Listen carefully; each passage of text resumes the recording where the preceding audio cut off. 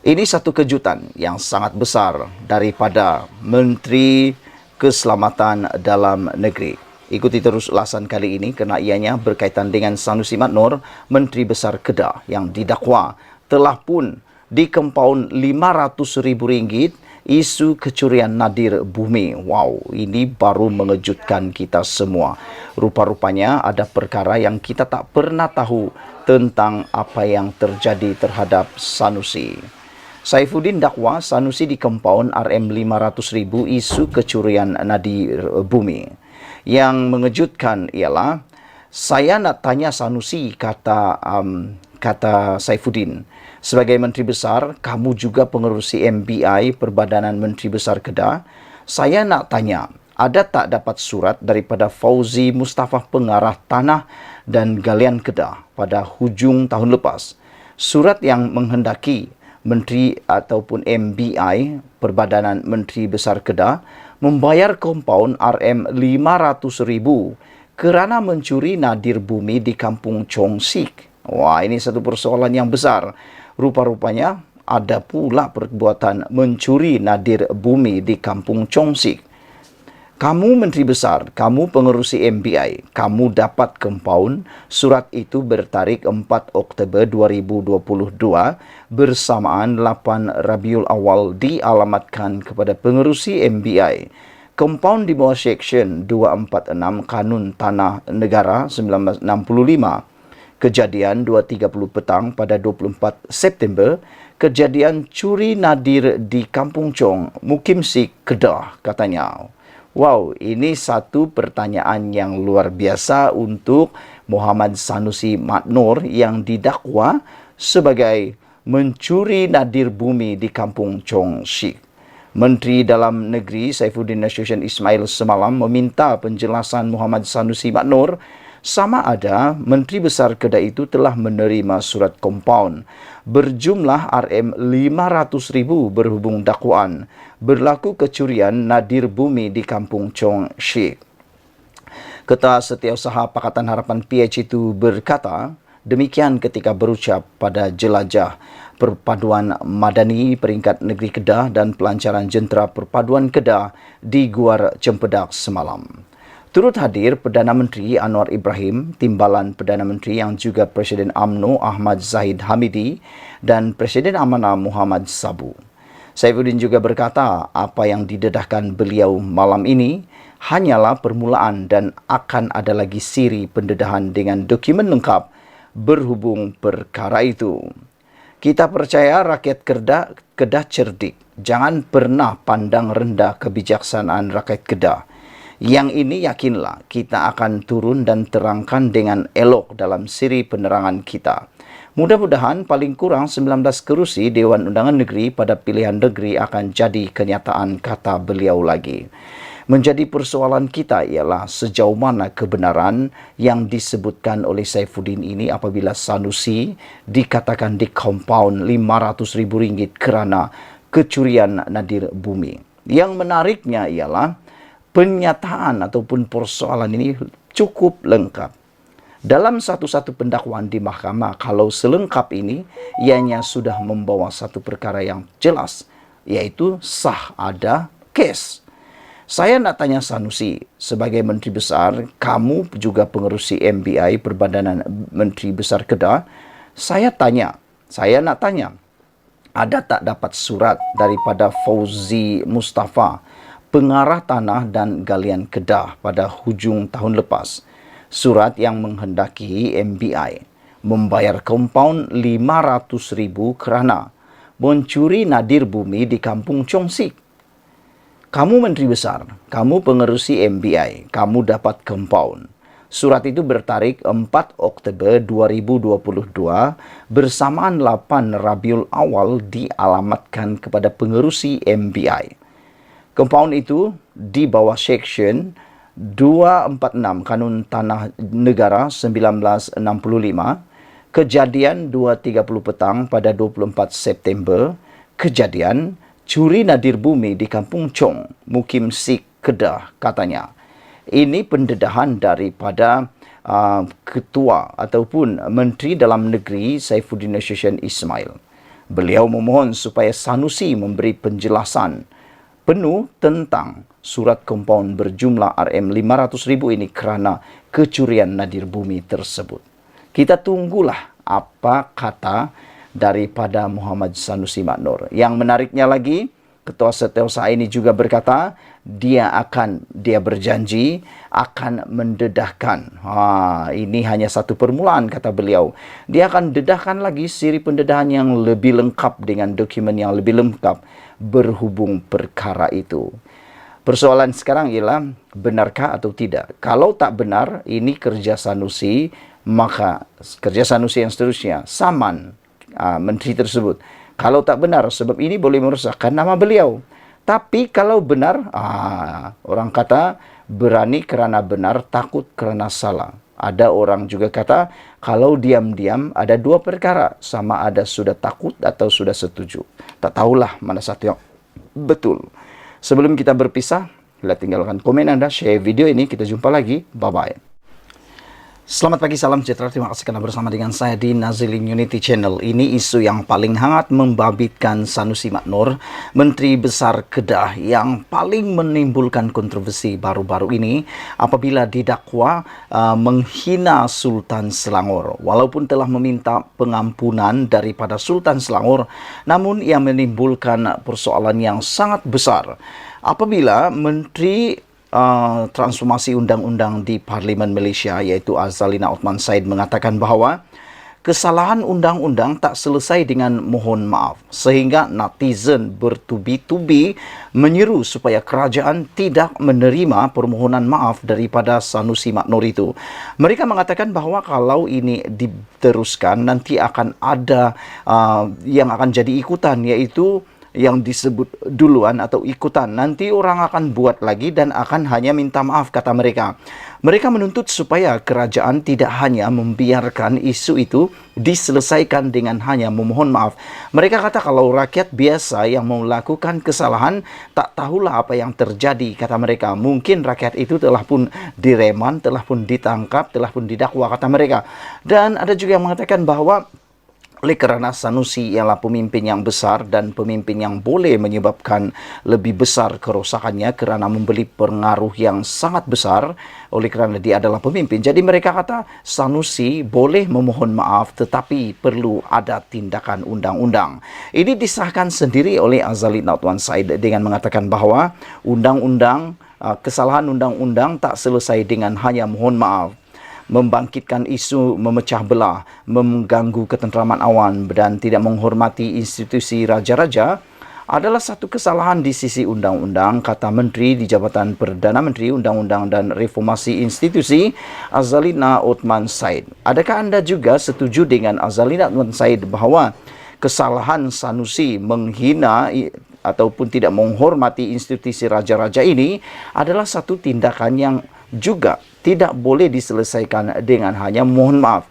Apa pendapat anda sekalian? Apa cadangan anda sekalian terhadap isu ini? Kalau Azalina Othman Said, dia kata ia tak boleh diselesaikan dengan hanya memohon maaf. Makna kata Sanusi kena diberikan tindakan yang lebih wajar supaya yang lain tidak akan melakukannya lagi. Tindakan yang lebih wajar ialah memberikan hukuman yang setimpal supaya ianya tidak akan diikuti atau ditiru oleh orang lain lagi. Yang kita takut ialah apabila ada orang-orang tertentu yang akan meniru perkara itu dan akan menjadikan isu Sanusi sebagai satu piawaian, satu ikutan, dan mereka kata kalau Sanusi boleh memohon maaf, aku pun boleh mohon maaf. Itulah yang paling kita takuti. Azalina berkata walaupun kebebasan bersuara merupakan hak perlembagaan setiap warga Malaysia di bawah perkara 10 dalam kurungan 1 kurungan E Perlembagaan Persekutuan, namun kebebasan itu tertakluk kepada perkara 10 dalam kurungan 2 Perlembagaan bagi memastikan ketenteraman dan keamanan terjamin. Saya ingin membawa perhatian kepada tindakan Menteri Besar Kedah Muhammad Sanusi Maknor di mana dia telah dalam ceramah politiknya mempersoalkan kewibawaan Sultan Sharifuddin Idris Shah berkaitan pemilihan Menteri Besar Selangor baru-baru ini. Sesiapa saja yang membangkitkan isu-isu yang membelah bahagi, mengganggu ketenteraman awam dan tidak menghormati institusi raja-raja, harus ingat bahawa Ini adalah satu kesalahan di sisi undang-undang, katanya dalam ciapan di laman Twitternya hari ini. Azalina berkata, sebagai orang politik atau mana-mana orang yang dikurniakan kuasa, mereka seharusnya sedar bahawa pertuturan sedemikian ada kuasa untuk mempengaruhi orang ramai, terutamanya dalam musim pilihan raya. Saudara-saudara sekalian, saya setuju dengan apa yang dikatakan oleh Azalina Uthman Said ini, kerana mereka ada kuasa, kerana ahli politik ini ada kuasa, lebih-lebih lagi Sanusi ialah Menteri Besar Kedah, beliau akan dapat mempengaruhi banyak orang, bukan ke arah yang baik, tetapi mungkin ke arah yang boleh menyebabkan mengganggu ketenteraman awam. Selain daripada itu, saudara-saudara sekalian, apa yang dilakukan Sanusi ini sebenarnya amat merugikan rakyat Malaysia. Bayangkan kalau dia menang, hanya menang, yang tinggal jadi abu. Bahkan kata pepatah, menang jadi arang, yang kalah jadi abu. Semalam, 5 ahli Dewan Diraja Selangor membuat laporan polis terhadap Muhammad Sanusi di Balai Polis Seksyen 6 Shah Alam yang didakwa mempertikai kewibawaan institusi Diraja Selangor dalam pemilihan Menteri Besar negeri itu. Mereka yang terdiri daripada Amrin Buang, Muhammad Zawawi Saleh, Muhammad Kusrin Munawi, Muhammad Azib, Muhammad Isa dan Imran Kadir juga menuntut Muhammad Sanusi membuat permohonan maaf secara terbuka berhubung isu tersebut dengan kadar segera. Dalam hal itu, Azalina menerusi ciapan tersebut berkata, tindakan yang bersalahan dengan undang-undang itu tidak akan terselesai atas alasan memohon maaf. Dia berkata permohonan maaf bukan satu pembelaan dari segi undang-undang dalam perundangan jenayah. Azalina juga mahu PDRM diberi kebebasan untuk menyiasat sesiapa sahaja yang membangkitkan isu 3R, raja, agama dan bangsa yang melanggar mana-mana undang-undang tanpa campur tangan mana-mana pihak. Sementara itu, Muhammad Sanusi yang juga pengarah pilihan raya PN menerusi catatan di Facebook yang menyatakan dia telah mengutus warkah kepada Sultan Selangor, Sultan Syarafuddin Idris Shah bagi menyatakan permohonan maaf atas kenyataannya sebelum ini. Saya dimaklumkan oleh pegawai Istana Selangor bahawa Tuanku Sultan Selangor telah pun memberi perkenan untuk menerima dan membaca warkah saya itu pada Jumaat 14 Julai katanya. Sanusi berkata dia juga telah memberi keterangan kepada pegawai penyiasat dari Bukit Aman pada 2 pagi semalam 14 Julai untuk melengkapkan siasatan mereka atas laporan-laporan yang dibuat ke atasnya. Media sebelum ini melaporkan Muhammad Sanusi dalam satu siri ceramah anjuran PN didakwa mengeluarkan kenyataan yang dikatakan menghina Sultan Selangor. Menerusi video tular tersebut, Muhammad Sanusi turut didakwa meremehkan pelantikan Amiruddin. Di dalam video itu juga sebenarnya ada perkara yang mana Sanusi turut mengatakan kurang inci yang juga merujuk kepada Amiruddin Syari. Perbuatan itu sebenarnya adalah shaming, body shaming ataupun memalukan bentuk tubuh seseorang. Perkara itu sebenarnya tidaklah amat bermoral. Ianya satu perbuatan yang jijik, yang tidak kita boleh terima apabila perbuatan memalukan, menghina tubuh seseorang yang sudah dikurniakan Tuhan. Itu satu perbuatan yang memang kita tolak dan kita tidak boleh terima sama sekali. Macamlah orang ini sempurna, macamlah kita ini sempurna. Tuhan mencipta kita seadanya dan itulah yang dikehendaki Tuhan, dan kita tidak boleh menghina pemberian Tuhan itu, karena apabila kita menghina pemberian Tuhan itu, sebenarnya kita juga seperti menghina kedaulatan Tuhan dan kekuatan Tuhan itu. Saudara-saudara sekalian, sebelum kita berpisah, sila tinggalkan komen anda. Isu Sanusi, kesalahan undang-undang tak selesai dengan mohon maaf. Anda setuju atau tidak kenyataan Azalina Uthman Said ini? Sekian dulu untuk kali ini. Jangan lupa tinggalkan komen anda, tekan butang subscribe. Kita jumpa lagi. Bye-bye. Selamat pagi, salam sejahtera. Ini satu pendedahan daripada sabudin.com. Kata Mahathir, dia kalah kerana rasuah. Adakah ini bermakna calon PN yang menang di Langkawi menang sebab beri rasuah? Agaknya disebabkan kekal terbelenggu oleh rasa kecewa dan masih gagal menerima hakikat kerana kalah sehingga hilang deposit di Parlimen Langkawi pada PRU 15 lalu. Tun Mahathir Mohamad mencecah lagi tentang kekalahannya itu. Katanya beliau kalah kerana berlaku amalan rasuah kepada pengundi. Saya pernah bertanya salah seorang pengundi di sana, di Langkawi yang juga kawan saya, kata Mahathir, "Kenapa kamu tidak undi saya?" Dia jawab, "Saya tidak beri dia duit." Saya tanya lagi, "Berapa duit dia bagi atau dia dapat?" Dia jawab, "RM 100 ringgit." Saya tanya dia, "Apa boleh buat dengan 100 ringgit?" Dan dia jawab, "Duit itu boleh dibelanja untuk 2 hari." Pada pilihan raya lalu, saya hilang lebih 14.000 undi hanya kerana rasuah, kata Tun Mahathir. Mengulas lanjut, Tun Mahathir berkata, pengundi seharusnya lebih bertanggung jawab terhadap negara dan tidak tunduk kepada politik wang. Jangan buang undi sebab kamu dapat duit rasuah, nasihatnya kepada pengundi menjelang pilihan raya PRN. Berita mengenai Tun Mahathir itu ada di Malaysia kini. Kenapa Tun Mahathir lain kali cakap biar terang dan jangan dengan ayat yang tergantung? Mendakwa berlaku amalan rasuah kerana kalah memanglah mudah. Tetapi siapa yang memberi rasuah itu? Adakah ia dilakukan oleh calon PN atau calon PH dan BN? Ini menjadi persoalan besar kepada kita semua. Kita tidak tahu siapa yang dimaksudkan oleh Mahathir Mohamad. Siapa yang memberikan undi, siapa yang memberikan rasuah yang didakwa oleh Mahathir ini? Sama ada calon Perikatan Nasional, calon Pakatan Harapan atau calon Barisan Nasional. Kalau beliau boleh bertanya kepada pengundi Langkawi yang juga kawannya itu dikatakan menerima duit rasuah itu, kenapa tak tanya siapa yang jadi pemberi duit kepadanya? Tetapi dengan mendakwa beliau kalah kerana rasuah, tak secara langsung bermakna calon yang menanglah yang melakukan rasuah itu. Takkanlah calon PH dan BN yang sama-sama kalah seperti Tun Mahathir pun memberi rasuah juga. Dalam hal ini, kenapa Tun Mahathir tidak berani mengatakan secara terbuka calon PN yang menang di Langkawi, Muhammad Suhaimi Abdullah, telah memberi rasuah dan itu puncak kemenangannya? Adakah kerana Tun Mahathir sekarang sudah berbaik dengan Perikatan Nasional dan bersatu, maka ia tidak berani disebutkan secara terbuka? Dengan main tuduh-tuduh rambang seperti ini, apa gunanya? Anda tinggalkan komen Anda tentang soalan itu. Para penonton sekalian, dengan main tuduh-tuduh rambang seperti ini, apa gunanya? Pada pendapat kita semua, dengan permainan tuduh-tuduh rambang seperti ini, bolehlah kita katakan tak boleh dipercayai apa yang dikatakan oleh Mahathir ini. Kerana siapapun boleh tuduh-tuduh rambang tanpa ada apa-apa bukti. Dengan kata lain, seperti menulis surat layang tanpa ada penulis ataupun pengakuan penulis. Dengan itu, surat layang tersebut dianggap tidak sah dan tidak boleh digunapakai.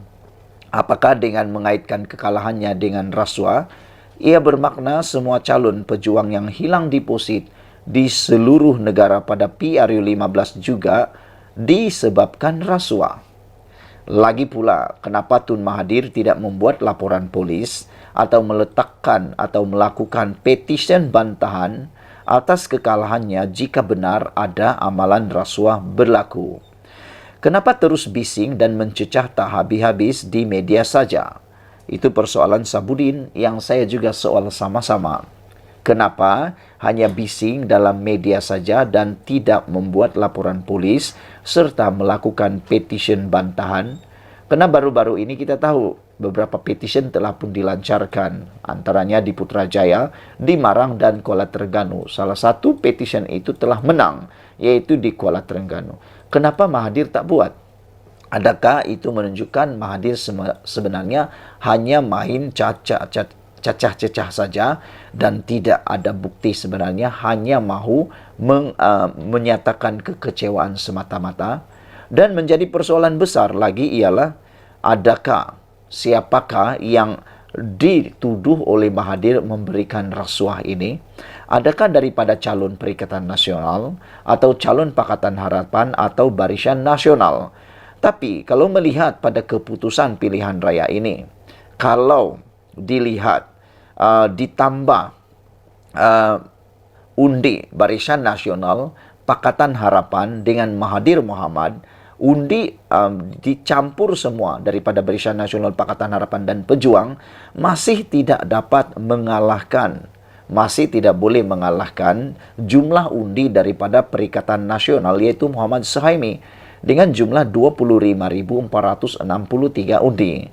Ditambah semua Barisan Nasional, PH dan Pejuang, jumlahnya hanyalah sekitar lebih kurang baru 23 atau 24 ribu undi.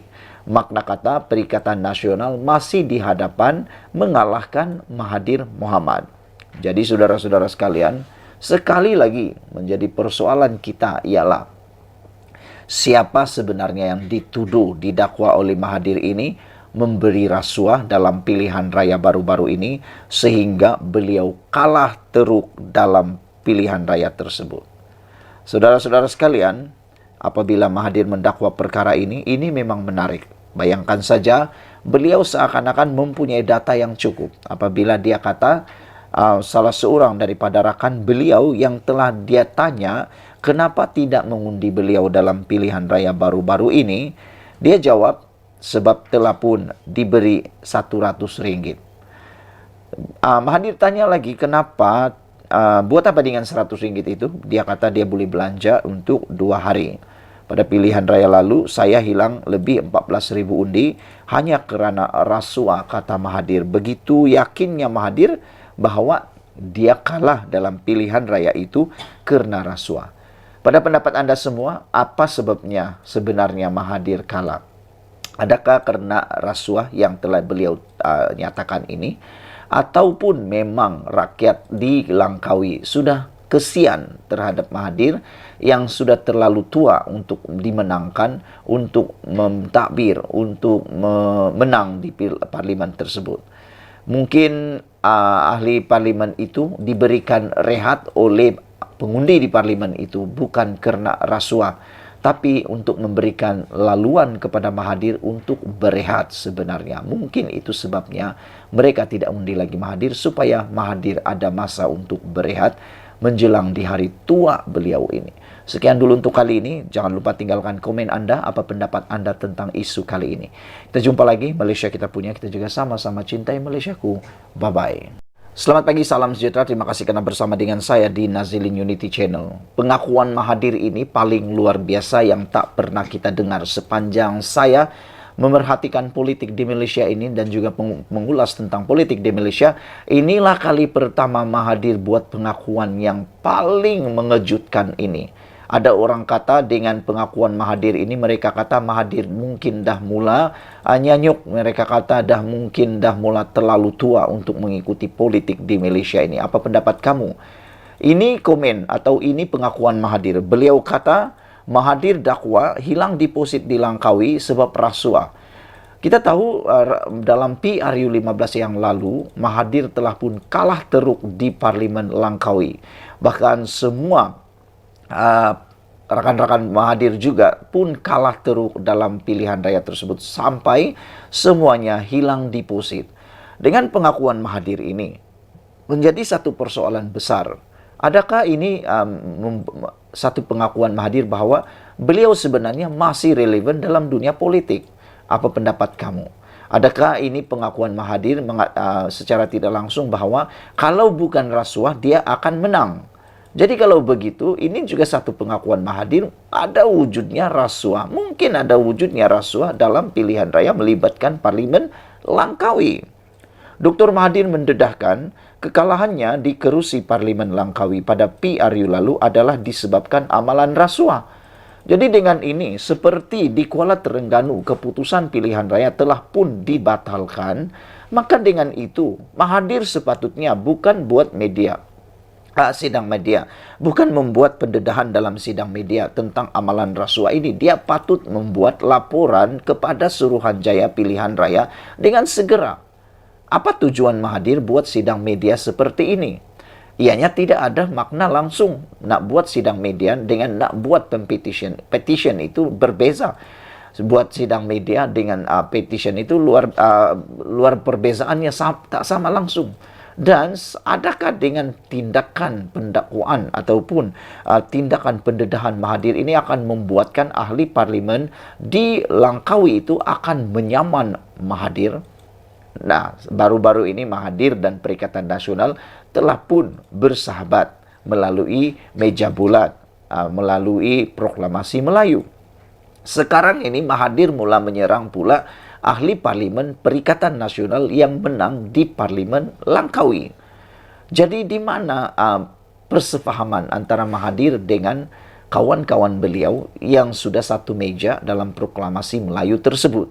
Adakah ini akan menyinggung perasaan Muhyiddin kerana yang didakwa Mahathir ini adalah ahli parlimen dari Perikatan Nasional? Dan apabila Mahathir mendakwa ini, saya pernah bertanya salah seorang pengundi di sana, di Langkawi, kata Mahathir yang juga kawan saya, kenapa kamu tidak undi saya? Dia jawab, saya tidak beri dia duit. Wah, ini satu pendedahan yang patut Mahathir buat laporan dalam Suruhanjaya Pilihan Raya. Saya tanya lagi, berapa duit dia dapat, kata Mahathir. Dia jawab 100. Saya tanya dia, apa boleh buat dengan 100? Dan dia jawab, duit itu boleh dibelanja untuk 2 hari. Mahathir buat pendedahan ini memang luar biasa. Makna kata ada bukti dari mulut Mahathir sendiri bahwa 100 ringgit diberi kepada setiap pengundi di Langkawi. Dan Mahathir tanya, buat apa dengan 100 ringgit itu? Dia kata boleh belanja untuk 2 hari. Pada pilihan raya lalu, saya hilang lebih 14.000 undi hanya kerana rasuah, kata Tun Mahathir lagi. Sejak akhir-akhir ini, Tun Mahathir banyak membuat dakwaan yang macam tiada bukti. Kalau betullah ada orang yang beri rasuah 100 ringgit seorang kepada pengundi di Langkawi dan menyebabkan Mahathir kalah disebabkan rasuah, maka cepat-cepatlah Mahathir buat laporan. Buat laporan di SPRM, buat juga laporan di SPR Suruhanjaya Pilihan Raya. Jangan buat sekadar sidang media di dalam utusan online ini. Saudara-saudara sekalian, bekas Perdana Menteri sebanyak 2 kali itu ditemui selepas menyempurnakan majlis penutup program kepimpinan perusahaan kecil dan sederhana di Yayasan Kepimpinan Perdana di Putrajaya. Mengulas lanjut, Mahathir berkata, pengundi seharusnya lebih bertanggung jawab terhadap negara dan tidak tunduk kepada politik wang. Yang ini saya setuju. Saya setuju dengan kenyataan Tun Mahathir bahwa pengundi harus bertanggung jawab terhadap negara dan tidak tunduk kepada politik wang. Kalau pada pendapat saya, politik wang dalam pilihan raya adalah perbuatan yang jijik dan memalukan. Kerana rakyat mengundi mereka bukan karena suka, tapi karena terpengaruh dengan uang. Rakyat pula sepatutnya lebih bertanggung jawab dan bijaksana macam yang didakwa oleh Mahathir. Kerana duit 100 ringgit itu hanya boleh belanja 2 hari. Betul lah yang dikatakan oleh rakyat tersebut yang memberitahu kepada Mahathir. 100 ringgit itu kadang-kadang tak sampai 2 hari pun. 1 hari boleh habis. Lepas 1 hari, habislah begitu saja. Jadi, Anda akan menerima pemimpin yang mungkin bukan terbaik selama 5 tahun. Habis 100 ringgit, kesannya selama 5 tahun. Anda akan merana selama 5 tahun, mungkin karena pemimpin itu tidak bertanggung jawab. Jadi jangan kena 100 ringgit, Anda tersilap pilih, tersilap undi. Dalam PR yang akan datang ini, rakan-rakan semua yang masih muda, yang belum pernah mengundi, yang muda-muda lagi, jangan kena 100 ringgit, jangan kena 200 ringgit, jangan kena pemberian uang macam yang Mahathir kata, Anda terbeli begitu saja, murahnya undi Anda. Saudara-saudara sekalian, bekas Perdana Menteri sebanyak 2 kali itu juga mengulas, jangan buang undi sebab kamu dapat duit atau rasuah. Nasihatnya kepada pengundi menjelang PRN pada 12 Ogos nanti. Pada PRU 2022, Mahathir yang menerajui pejuang selepas disingkirkan oleh Presiden Bersatu Muhyiddin Yassin, bukan sahaja tewas di Parlimen Langkawi, malah turut kehilangan wang depositnya. Dia sekadar meraih undi sebanyak 4.566 undi. Kerusi tersebut telah dimenangi oleh calon Perikatan Nasional PN Muhammad Suhaimi Abdullah dengan 25.463 undi. Jadi dengan ini beliau telah pun mengalahkan Mahathir Mohamad. Bahkan Mahathir sendiri kalah oleh dua calon yang lain daripada Barisan Nasional mendapat 11.945 undi, dan Pakatan Harapan juga telah mengalahkan Mahathir Mohamad dengan 5.417 undi.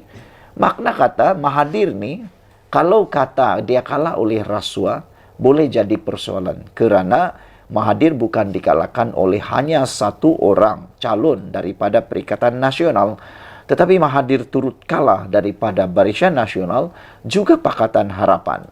Tapi ialah, saya setuju dengan satu perkara yang Mahathir kata ini, iaitu kita sebagai pengundi haruslah bertanggungjawab dan jangan buang undi sebab dapat duit rasuah. Itu nasihat Mahathir kepada pengundi. Saudara-saudara sekalian, sebelum ini Mahathir mendapat 18.000 undi pada tahun 2018.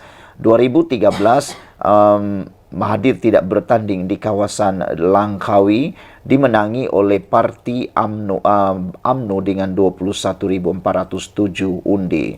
Saudara-saudara sekalian, itulah keputusan terkini daripada kita semua yang mengejutkan kita apabila Mahathir buat dakwaan. Dia kalah, hilang deposit di Langkawi sebab ada rasuah. Kita jumpa lagi. Bye-bye. Selamat pagi, salam sejahtera. Terima kasih kerana menonton channel Nazilin Unity. Ini keputusan terkini daripada mahkamah berkaitan dengan akaun Bersatu yang telah pun disita oleh SPRM. Wah, ini yang kita tunggu-tunggu. Saudara-saudara sekalian, pilihan raya yang mendatang ini memerlukan keuangan yang paling banyak. Tapi dengan adanya penyitaan wang Bersatu ini, menjadi tanda tanya kita. Adakah Perikatan Nasional atau Bersatu masih mempunyai dana uang untuk membiayai belanja pilihan raya? Kerana wang di dalam akaun Bersatu itu mempunyai nilai yang banyak. Bukan 2-3 ringgit, bukan 1-2 ribu, bukan 100 ribu, bukan 200 ribu. Tapi banyak uang diperlukan dalam pilihan raya. Uang itu bukan saja untuk membiayai perjalanan, tetapi perkara-perkara logistik seperti bendera dan sebagainya. Adakah dengan keputusan menyita ini belum lagi dibuka atau dibebaskan, akaun Bersatu itu akan menyebabkan Bersatu akan jadi miskin dalam pilihan raya kali ini, dan ianya akan memberikan natijah kesan yang besar kepada Parti Bersatu. Mahkamah Tinggi di Kuala Lumpur hari ini menetapkan 7 September untuk mendengar permohonan kebenaran semakan kehakiman yang difailkan Bersatu bagi mencabar penyitaan 2 akaun bank parti itu oleh SPRM. Lihat, ianya hanya akan didengar pada 7 September. Keputusan mahkamah adalah muktamad dan tidak akan dapat dipersoalkan lagi. Jadi saudara-saudara sekalian, hanya pada 7 September baru didengar. Itu belum lagi ceritanya keputusan sama ada akaun tersebut sudah dibuka atau tidak. Adakah dengan ini Parti Bersatu akan buka Tin Melo, akan membuat derma Tin Melo seperti yang pernah diwar-warkan oleh Parti Rakan Bersatu? Mereka mengatakan bahawa duit dana pilihan raya mereka datang daripada Tin Melo. Saya fikir mungkin juga betul, tapi mungkin juga tak betul. Kerana Tin Melo bolehlah kumpul mungkin ratusan ribu, tapi untuk jutaan ringgit tak pastilah boleh atau tidak menampung perbelanjaan Bersatu dalam pilihan raya nanti. Mahkamah menetapkan tarikh pendengaran berkenaan semasa pengurusan kes pagi tadi. Peguam yang mewakili Parti Pembangkang itu, Chetan Jetwani, mengesahkan keputusan pengurusan kes di hadapan penolong kanan pendaftar mahkamah Lee Ka-ful. Hakim Ahmad Kamal Mad Sahid akan mendengar permohonan berkenaan. Sekiranya diberikan kebenaran, mahkamah kemudiannya akan menetapkan tarikh berasingan untuk mendengar merit bagi permohonan semakan kehakiman tersebut. Rupa-rupanya prosesnya bukan adalah proses yang pendek. Rupa-rupanya prosesnya bukan proses yang macam petik jari telah selesai. Ianya mengambil masa yang sangat lama dan sangat panjang. Ahmad Kamal juga sebelum ini membenarkan Parti Pembangkang meneruskan cabaran undang-undang berasingan untuk membatalkan pembekuan akaun bank parti itu oleh SPRM. Bersatu mengambil tindakan undang-undang berhubung tindakan SPRM membekukan serta merampas akaun bank parti itu di Mahkamah Sivil. Mahkamah Sivil juga mengarahkan pihak-pihak berkaitan menyediakan afidavit berhubung semakan kehakiman itu sehingga 7 September. Pada 20 April lalu, SPRM merampas akaun Bersatu yang sebelum itu dibekukan. Agensi anti rasuah itu menjelaskan akaun tersebut disita pada 11 April selepas mengemukakan perintah mengikut Seksyen 50 Akta Pencegahan Pengubahan Wang Haram, pencegahan pembiayaan keganasan dan hasil daripada aktiviti haram. Kenyataan itu dikeluarkan sebagai respon kepada laporan The Edge bertajuk Bersatu Ask MACC Why Two Accounts Still Frozen After 90 Days. Bersatu minta penjelasan SPRM mengapa 2 akaun masih dibekukan selepas 90 hari. Sebelum ini, akaun-akaun terbabit dibekukan pada 12 dan 13 Januari 2023 mengikut Seksyen 44 AMLA TFPUAA 2001 bagi membantu siasatan terhadap wang yang disyaki daripada hasil haram. Susulan itu, SPRM telah melaksanakan tindakan sitaan tersebut pada 11 April 2023 berhubung siasatan dan pertuduhan terhadap Presiden Parti Pribumi Bersatu Malaysia Tan Sri Datu Haji Muhyiddin bin Mat Yassin di bawah Akta Suruhanjaya Pencegahan Rasuah 2009 dan AMLAT FPUAA 2001, kata agensi itu.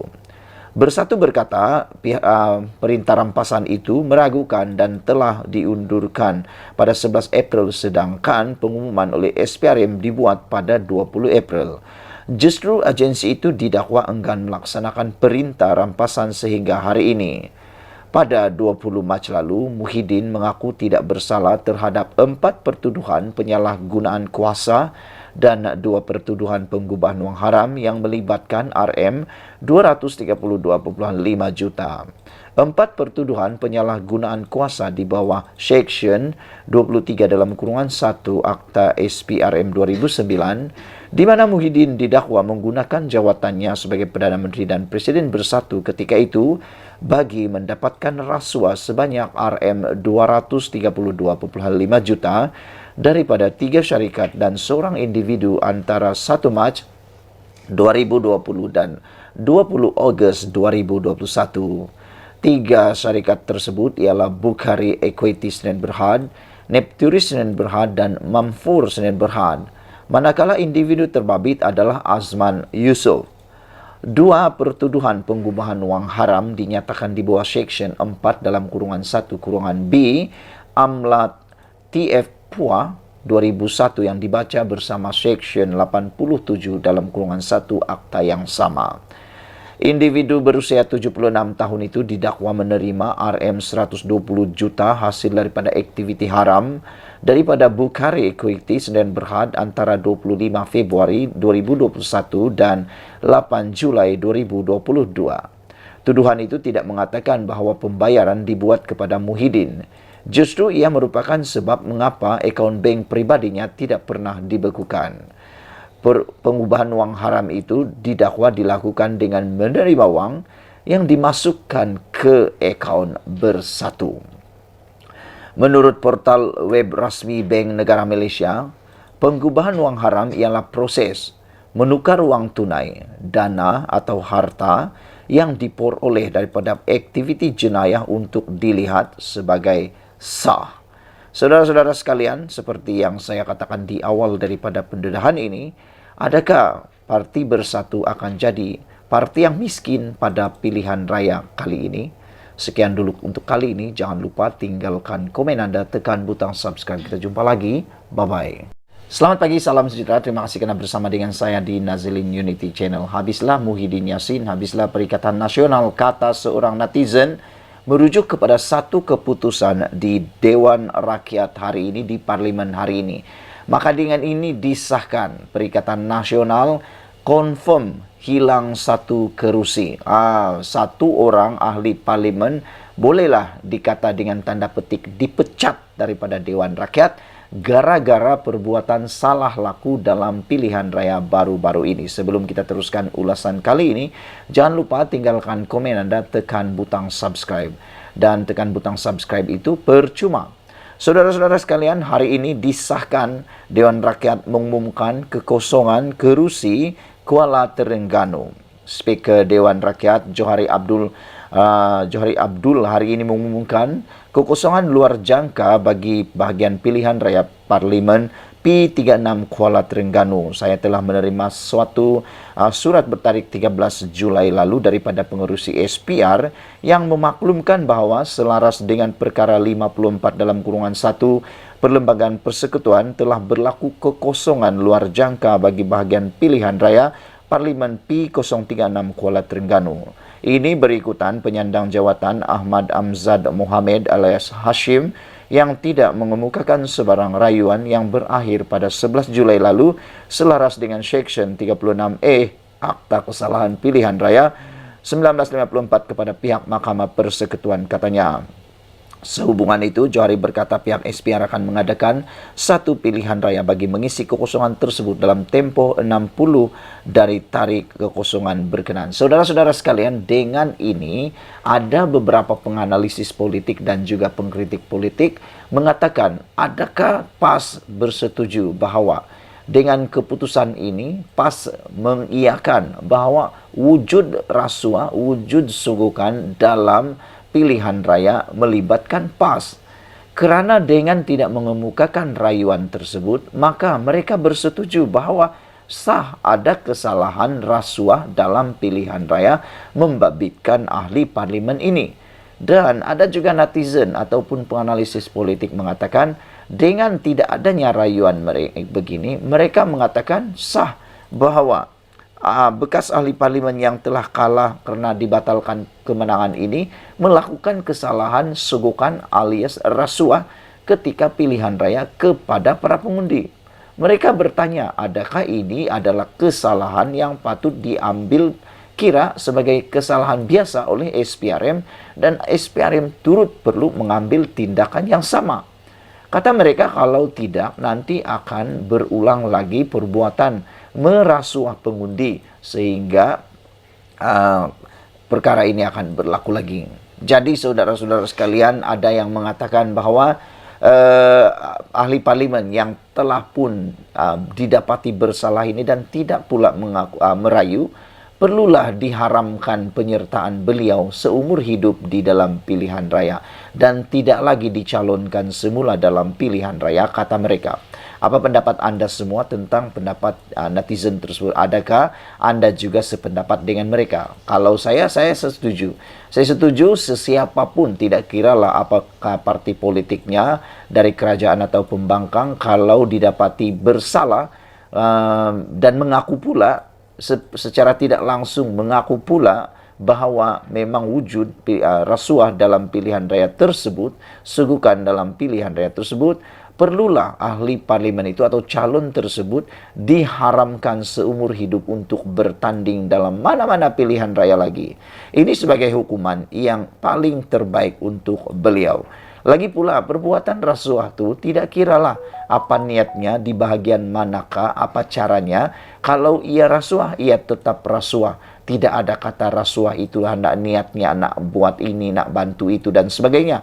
Kalau dia sudah diistiharkan salah, diambil tindakan dan dimuktamadkan oleh mahkamah bahawa itu ialah rasuah dan sogokan, maka ia tetap salah. Jadi, saya setuju kalau ahli parlimen yang telah didapati bersalah itu diharamkan penyertaan dalam pilihan raya seumur hidup.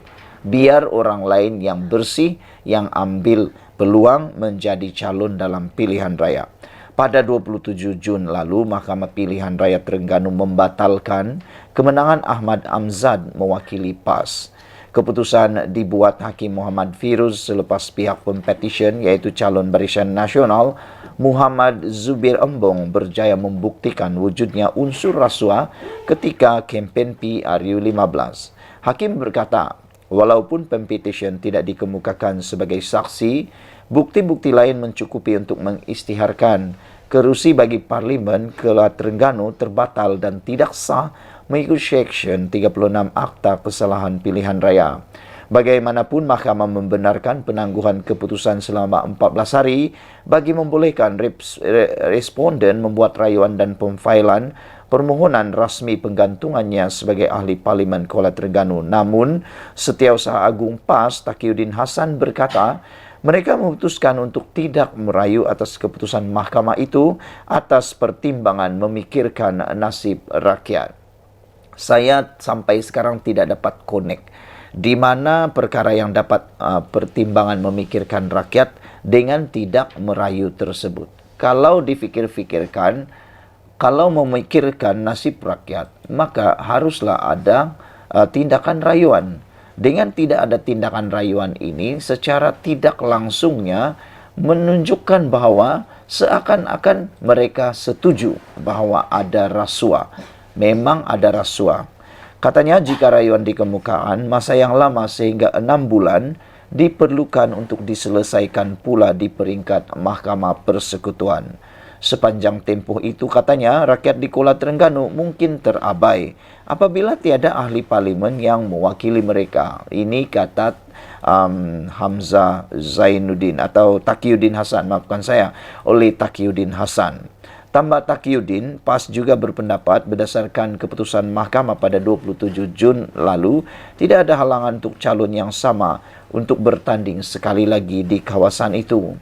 Katanya, hakim hanya membatalkan kemenangan PAS namun tidak melibatkan calon terbabit. Justru katanya, PAS tidak ada masalah untuk menghadapi pilihan raya kecil Kuala Terengganu dan berkemungkinan besar Ahmad Amzad akan kekal sebagai calon di situ. Taqiyuddin juga yakin mereka tidak bermasalah untuk mengekalkan kerusi tersebut berdasarkan kepada jumlah undi yang tidak banyak diterima Ahmad Amzad pada 19 November tahun lalu. Untuk rekod, dalam PRU lalu, Ahmad Amzad mengalahkan 3 calon lain dengan meninggalkan pencabar terdekatnya Muhammad Zubir Ombong dengan perbezaan 40.907 undi. Muhammad Zubir memperoleh 22.109 undi, manakala Ahmad Amzad pula 63.016 undi. Jadi inilah yang diyakini oleh Taqiyuddin bahwa Ahmad Amzad akan menang lagi. Sekian dulu untuk kali ini. Jangan lupa tinggalkan komen Anda, tekan butang subscribe. Kita jumpa lagi. Bye-bye.